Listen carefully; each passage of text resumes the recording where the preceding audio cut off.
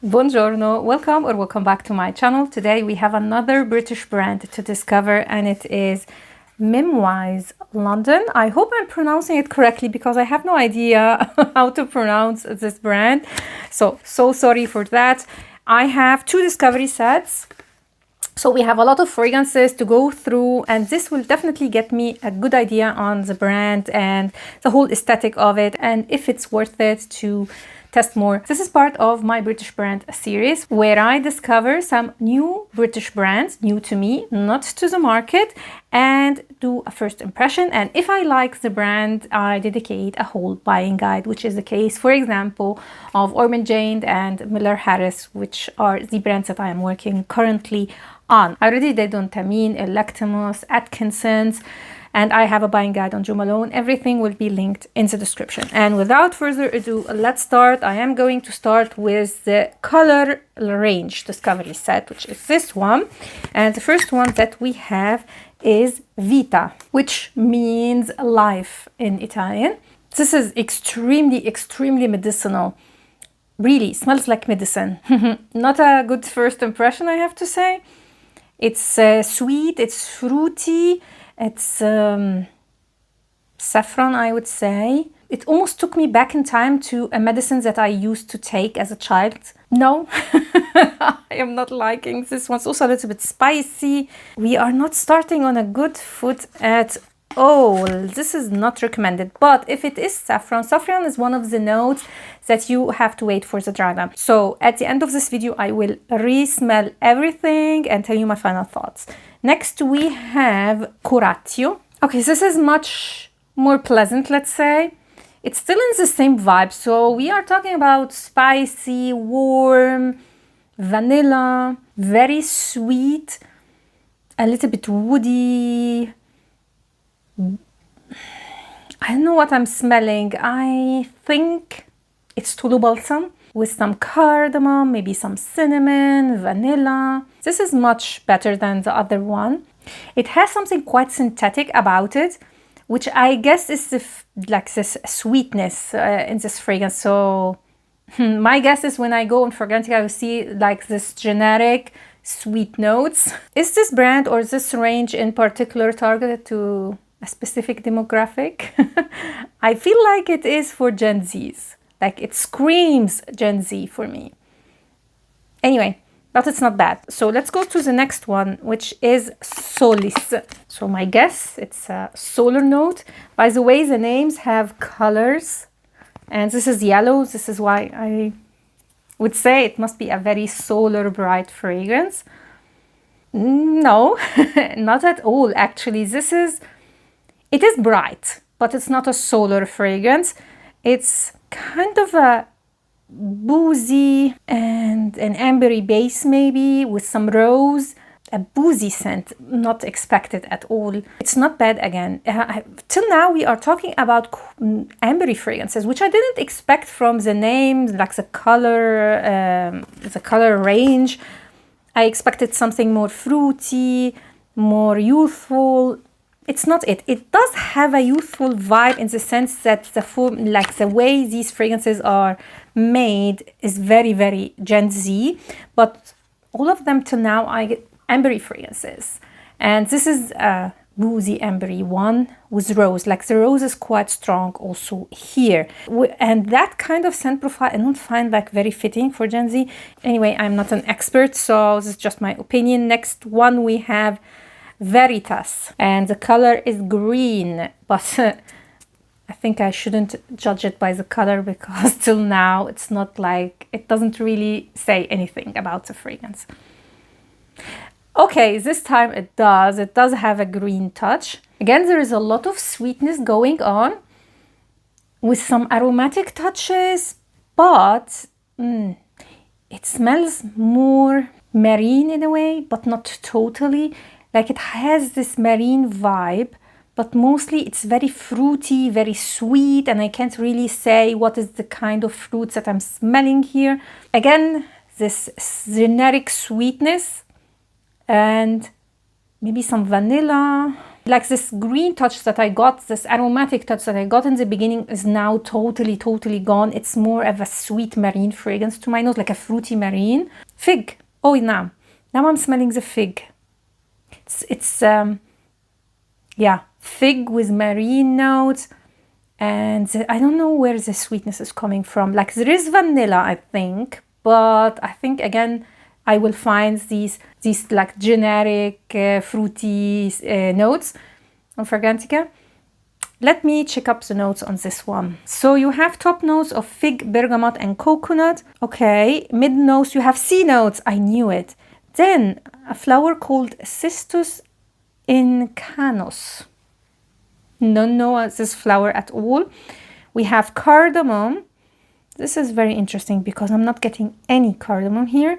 Then in the base we have moss, saffron, sandalwood, and musk. I would say the moss sometimes I get and sometimes I don't. And I feel like this is one of the fragrances that I need to leave for the dry down. I have to say that this is the most unique one from the ones that I've smelled till now. This one and the one with the whiskey, what was it called, Solis. They have something unique about them. But all of the fragrances till now are very strong and fruity and sweet. Although the composition varies, like I don't believe that I've ever smelled a marine fragrance with a very sweet fruity touch. This is totally something new for me. Then we have Artem, which is blue. If I didn't know and I've smelled these fragrances on someone or blindfolded, I would say this is Gleam. It's Peroi, the new fragrance line. It has this vibe. This is why I am telling you it has this Gen Z vibe to it. So let's see about Artem. Okay, now it's this totally different. This is not fruity. It's not ambery. I don't know if I am influenced by the name of the fragrance or like the color of the fragrance specifically. It smells very cloudy. In the sense, it's powdery. It's clean. There is some sweetness, but it's not so strong like in the others. It smells like a blue sky in a way. Very, very clean, musky, violety or iris, I don't know. Like it has this powdery floral touch with some sweetness, so I guess there is vanilla. This is very pleasant, although I am not a fan of these kind of notes, but I feel like this is quite nice. Not bad at all, this one. It smells very clean. Very, very clean. I think this is my favorite one till now. But let's don't get ahead of ourselves and leave that at the end. Then we have Concordia, which is more of a darker blue. Okay, we are returning again to the same fruity, strong fragrances. Very, very fruity, sweet. I'm smelling strawberry, a lot of berries, vanilla. Oh, very, very strong. Huge dose of vanilla, and it's more red berries than strawberry now, I would say. And other fruits. I'm quite intrigued. I'm now 100% sure, at least this range is targeted to Gen Zs. This is the style of all the fragrances and all the ranges, brands that are targeted to Gen Z. Fruity, strong, synthetic, and I don't like that. This is not something that I enjoy at all. Let's get to the next one, which is Animal. I know what this color is. It's a little bit of a dark violet. Oud. An oud fragrance. Very cheap oud. Oh my god. No, I am not liking this one. It is definitely westernized. So it's not Bagnardi, but smells very, very cheap. And I'm getting also patchouli. Oh, the patchouli is really piercing now. It's taking over. And I don't know, I am not getting like a lot of stuff here. It's just oud, patchouli, maybe some vanilla. I am not a fan of this one. This is not going very well. Last fragrance from this collection is Ego. Oh, and I just broke the sample. See if we can put it again. Okay, let's see if it will spray. Okay, everything is fine. It worked. Ego is black, so I'm quite, Oh, whoa, whoa, whoa, whoa, whoa. This is, ooh, strong green. This is not black. This is green. Very, very green fig. And I don't mean the fruit, and I mean the tree. It's almost peppery in a way. Woody. Not my scent profile at all. And even, let's say, objectively speaking, it really doesn't stand out when it comes to these green fig, so not the juicy, fruity one. But it is an authentic representation, I would say, of fig tree. I'm not getting any sweetness, so it's only the leaves, the tree. There is no fruit on the fig tree. And it's a little bit woody. It's woody, it's earthy, it's almost grassy. I'm not impressed at all. Let's move to the next collection. Let's hope that this one will do me right. This is light and dark discovery sets. So let's start with black Avaritia. I'm so sorry. I am butchering the names 100%. Let's see. Oh, yeah. You see, I hope the rest of the collection will be like this. There is like two different words we are talking about. That one was cheap, was youthful, Gen Z style, while this one, we are talking, this is more niche, more well done, let's say. So we have again an ambery fragrance. This is a beautiful ambery fragrance, maybe with some cinnamon, maybe sandalwood, tonka. It's sweet, but not vanillic in a way. I don't know if the sweetness comes from something in specific or from a fruity note or from the ambery composition or accord. Very, very nice. I like this one. Oh, now I am getting it. It's honey. It's not this sticky honey. It's more of a clean honey. Doesn't have this pollen smell of the honey. It's more just the sweetness of it. It's very difficult for me to describe what I am smelling, but it's very nice. Oh, and I am getting a huge dose of labdanum, by the way. I would say this is the main note in this fragrance. The next one, so this one gets a thumb up from me. Let's see Superbia. This is honey and woody and very off-putting. Wood. Oh. Not good, not good. Again, we have the medicinal saffron. Very medicinal. Rose. So I guess it's rose, oud, and saffron combination. This is one of the worst fragrances that I've smelled with this composition, at least now in the beginning. Again, I will leave my final opinion at the end of the video for all of them. If I change my mind, I will tell you. Moving on. Era. What's going on with this medicinal smell? This is leathery, but very, very animalic leather. No. It really left like a bad taste in my mouth even. I can't sugarcoat it. It's very bad. Let's move to the next one. Luxuria. This is totally different. This is very fruity again. So we are returning to the fruity sweet fragrances. It smells almost like a fracciuli. A lot of vanilla, red berries again, some musk, patchouli. I will be totally honest, I don't like what I'm smelling till now. Like, there are some exceptions, but overall, I don't like it. It smells very designer and not unique. I think I'm smelling tuberose, but I'm not very sure actually.